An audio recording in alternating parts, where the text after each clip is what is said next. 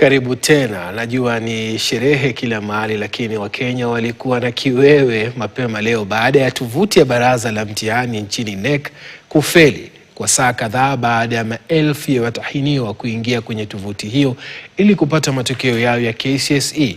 Kufeli kwa tovuti hiyo kuliwaghadhabisha Wakenya mtandaoni, wengi wakielezea kutoridhishwa na hatua ya kutupiliwa mbali kwa mtindo wa kupata matokeo kwa njia ya jumbe fupi. Ian Keitani na taarifa zaidi.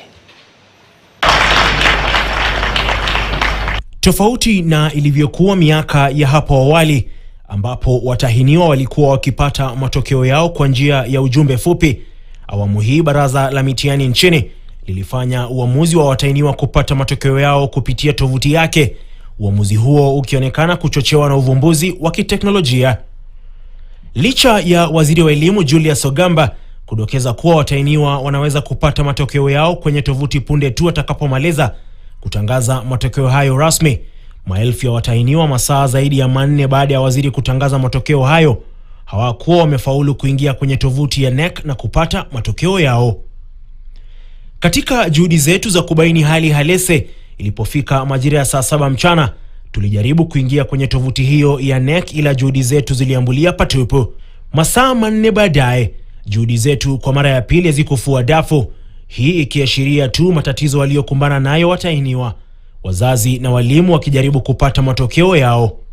Baadhi ya Wakenya walielezea kughadhabishwa kwao na kufeli kwa tovuti hiyo, wengine wakilimbikizia lawama NEC kwa kutupilia mbali mtindo wa awali wa kupata matokeo kupitia njia ya ujumbe mfupi. Akionekana mwenye ghadhabu, George Njoroge kupitia mtandao wa X alilaumu NEC kwa kufeli kuwajibika ipasavyo, akitaka wote waliolegea kuchukuliwa hatua.